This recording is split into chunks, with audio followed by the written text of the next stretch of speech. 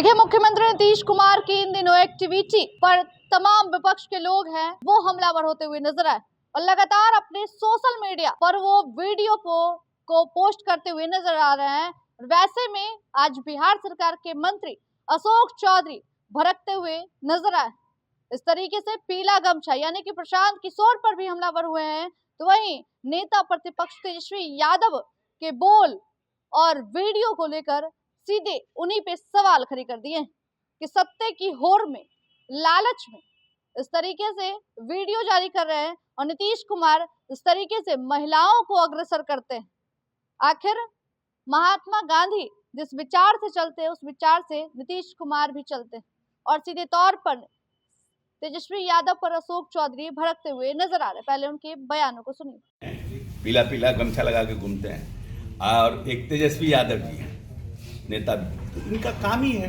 बहुत दिन से डेढ़ दो साल से कह रहे हैं यही बात कि नीतीश जी को 4 लोग घेरे हुए हैं, नीतीश जी को 5 पदाधिकारी चलाते हैं, नीतीश जी ऐसे कहते हैं, नीतीश जी ऐसे, तो कौन कोई नहीं। बट नीतीश जी को आप जाकर देखिए, अगर आप पत्रकार लोग कोई हैं तो नीतीश जी के साथ नीतीश जी के कार्यक्रम में जाइए, देखिए कैसे वो कंडक्ट पूरी प्रगति यात्रा को करते हैं, कहाँ कहाँ जाते हैं, किस तरह से लोगों से मिलते हैं, किस तरह से जो हमारे खेल के मैदान हर पंचायत मनरेगा से बन रहे हैं वहाँ बच्चों से कैसे इंटरेक्ट। सर, तो मानते हैं आपकी इमेज को डैमेज करने की कोशिश की जा रही है? इमेज को ये क्या है इमेज, जिनका अपना खुद का इमेज ही कुछ नहीं है, दूसरे के इमेज को डैमेज करके कितना लेके नीचे जाएंगे। जो लोग जीवन भर क्या नाम है यहाँ चरवाहा विद्यालय वाले लोग हैं, इनकी मानसिकता तो वही है ना, पर्सनल अटैक कर रहे हैं। लेकिन हाँ, तो नीतीश कुमार पे पर्सनल अटैक तो कर ही रहे हैं। तो ये लोग तो चरवाहा विद्यालय वाली मानसिकता के लोग हैं। इनके समय में प्रगति यात्रा थोड़ी होती थी, विकास यात्रा थोड़ी होती थी। मुख्यमंत्री जाकर के जिले में जहां पर योजना का निर्माण होना है उस स्थल का अध्ययन थोड़ी करते थे, वहां तो लाठी पेलावन और लाठी घुमावन रैली होता था। तो इनको क्या समझ में आएगा कि विकास क्या होता है, हम कैसे काम करते हैं। नीतीश कुमार तो ये नीतीश कुमार को कहीं घेर नहीं सकते, तो अब नीतीश कुमार के बारे में बोलते हैं, ताली बजा देते हैं, तो ये बोल देते हैं, यही सब बात। सर, पार्टी के तौर पे भी एक मंत्रिमंडल के साथी के साथ साथ एक पार्टी के तौर पे मानते हैं कि गंभीर मामला है कि बार बार आप मुख्यमंत्री को आप अचितावस्था कहते हैं, जो सूबे की सरकार को चला रहे हैं, प्रगति यात्रा कर रहे हैं, क्या इसके खिलाफ पार्टी कोई एक्शन नहीं ले सकती है ऐसे लोगों पर? बयान ये सब क्या नोटिस ही नहीं लेते हैं हम लोग इन सब की बात पर, काहे की नोटिस ले रहे हैं हम लोग? इस सब चीज़ों पे नोटिस ही नहीं लेते हैं। बोलने दीजिए, जनता को निर्णय करना है कि कौन मेरा नेता है, कौन मेरी चिंता करता है। परसेप्शन तो खराब कर रहे हैं। क्यों पब्लिक देखेगा ना हमारे किसी के बोलने पर। अब आज हम क्या नाम है डोनाल्ड ट्रंप पर बोलते रहे तो क्या फर्क पड़ना है, बोल लेते रहिए। पब्लिक देखता है ना कि कौन काम क्या कर रहा है, आपके बोलने से क्या फर्क पड़ता है, जनता क्या कर रही है।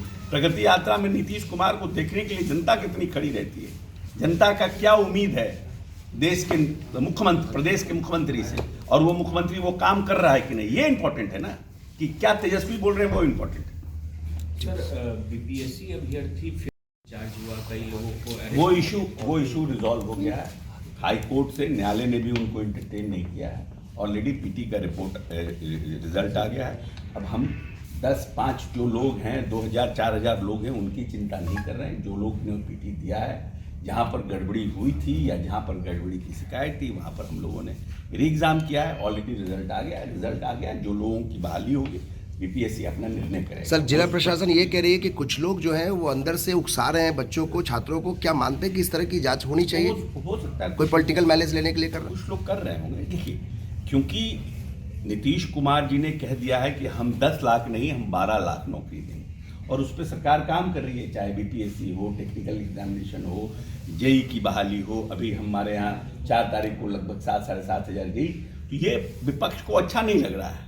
तो हर एक विपक्ष के लोग जो है ना कहीं डिस्टर्बेंस पैदा करना चाह रहे हैं, कुछ लोगों को खड़ा करके कि किसी तरह से इन लोगों की, जो लोग कॉम्पिटेंट हैं, जो लोग की बहाली हो रही है, उसको डिले किया जाए, उसको लेट किया जाए। और बीपीएससी की जो इस बार बहाली हो रही है उसमें बहुत अच्छा वैकेंसी है, बड़ा वैकेंसी है, तो इसको स्टॉप करना चाहते हैं। ये हो सकता है, हमारा कोई इस पर जानकारी नहीं है, लेकिन जो आपने प्रश्न किया तो ये भी संभव है, कुछ लोग कर रहे हैं। पूरे लोग लेकर तेजस्वी यादव कह रहे हैं कि ये जंगल राज नहीं तो और क्या है। जिस तरीके से लॉ एंड ऑर्डर की स्थिति बिगड़ी है, 200 गोलियां राउंड फायरिंग हो रही है, सांसद पे हमला, मैंने सब मिलाकर उन्होंने कहा लॉ एंड ऑर्डर खराब है बिहार में। देखिए, 2 अलग अलग बात। एक बात का तो हमने आपको जवाब दे दिया अब आप समझ सकते हैं कि क्या लॉ एंड ऑर्डर है।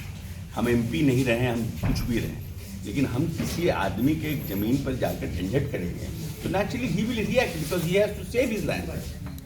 एक तो वो मामला है, और दूसरा जो मामला था उस पर हम पहले ही कह चुके हैं, एज ए जनप्रतिनिधि वो गए वहाँ, किसी गरीब आदमी के यहाँ कोई ताला लगा देगा और बार बार वो गए वहाँ कोई गोली चलाते, आज तक गोली चलाया है। बिहार में लॉ एंड ऑर्डर ठीक है?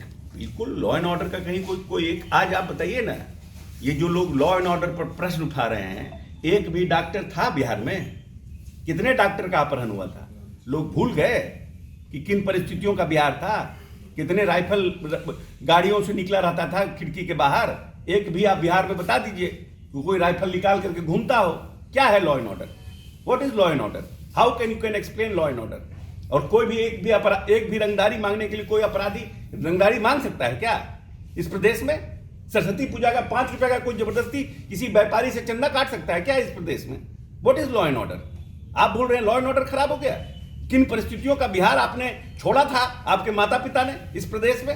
118 नरसंहार का क्या बिहार था? क्या पर कैपिटा इनकम था?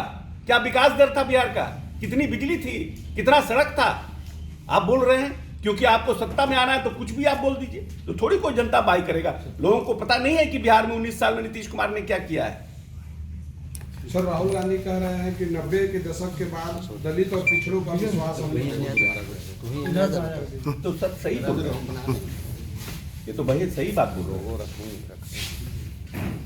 90 के बाद कांग्रेस पार्टी ने जो इतनी बड़ी राष्ट्रीय पार्टी थी, आखिर में इनका गिरावट हुआ, तो इसका कारण का तो पता करना चाहिए कि भाई किन कारणों से हुआ, क्या कारण रहा।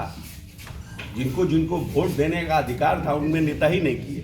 जब मैं 2013 में प्रदेश का अध्यक्ष बना तो सबसे पहले इस प्रदेश में कांग्रेस पार्टी ने अति पिछड़ा प्रकोष्ठ का गठन किया। 52 से लेकर 2013 तक तो अति पिछड़ा का प्रकोष्ठ नहीं था कांग्रेस पार्टी में। नेता कौन थे कांग्रेस पार्टी के अति पिछड़ा के, बताइए ना। तो किसी को चिंता ही नहीं है इस सब चीजों का कांग्रेस में कि दलितों को उत्थान करें, अति पिछड़ों को आगे बढ़ाएं, उनके लीडर करो जी। वोट किसका है, कब्जा कौन कौन किए हुए हैं, तब कहां से होगा? स्थिति तो खराब हो गई। तो आपने साफ तौर पे सुना अशोक चौधरी को। उनका कहना है कि तेजस्वी यादव वहीं पीले गमछे इशारों में प्रशांत किशोर पर भी जमकर हमलावर हुए और बिहार में लॉ एंड ऑर्डर समाप्त को लेकर भी सवाल खड़े किए। तेजस्वी यादव ने तो अपने पिताजी के कार्यकाल को इस तरीके से कहा जाए छिपाते हुए नजर आए और अब वही काल एक बार फिर से दोहराया जाएगा। इसीलिए तेजस्वी यादव राहुल गांधी के सवाल पर, तमाम लोगों के सवाल पर भड़कते हुए नजर आए। और बिहार में नीतीश कुमार आज जिस तरीके से प्रगति यात्रा कर रहे, क्या उनके काल में प्रगति यात्रा होती थी? जरा अगर नहीं समझ पा रहे तो क्षेत्र में जाके घूमिए, आखिर लोगों से फीडबैक जहां नीतीश कुमार ले रहे हैं ये जन जन को पता है।